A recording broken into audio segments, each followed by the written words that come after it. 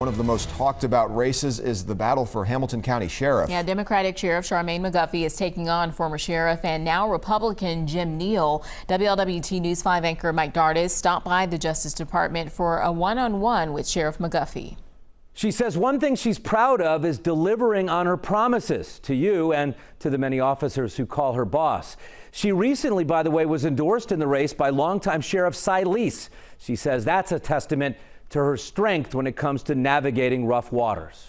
You know, quite frankly, it matters. I didn't have one big challenge. I had many challenges. You know, I had the challenge of reducing excessive use of force. Can you put the doors on hold up? I had the challenge of reducing the use of the restraint chair.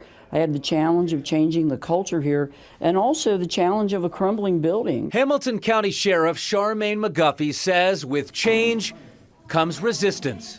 When you're the elected official, it doesn't matter if you have an R or a D next to your name, you're going to get it from all sides.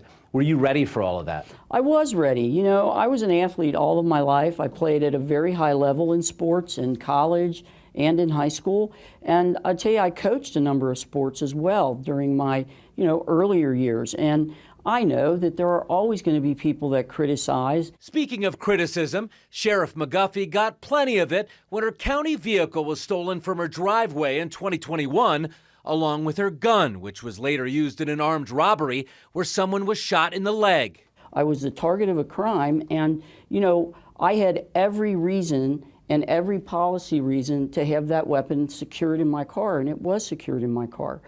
I talk about it, I'm transparent about it, and I did what I would have done in any instance to any officer here, and that's been made clear. A year later, more cleaning up to do after 4 inmates escaped within 3 weeks. It wasn't a great look, but the sheriff says she inherited some of this. The main, driver of these escapes that I experienced when I first became sheriff were infrastructure problems.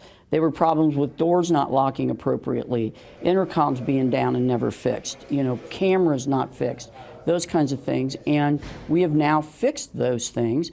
And that's something the sheriff's proud of. The working conditions that you have. Slowly but surely, a makeover of the nearly 40-year-old Hamilton County Justice Center. Which is newly renovated. She took me on a tour, showing me the new paint job and some of the brand new locks on cell doors in general population here on the 5th floor. Control room can see if the lock's been tampered with. With more and more violent crimes being committed by reoffenders these days, the sheriff is ready to put these new jail homes to use.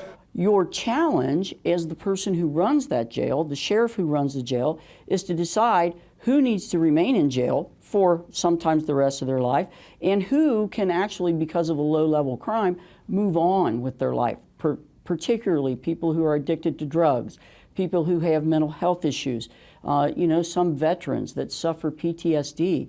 And there's another challenge for this Democrat, winning re-election in November against the guy she beat in 2020, the guy who once fired her, former Democrat turned Republican Jim Neal. You can't make this up. I tell you, I say that every day. It's a little crazy in the way that the events have played out, and it highlights whether or not you have an ethical and accountable and transparent leader, who I am, or you have a leader who wants the men and the women who work for him to like him.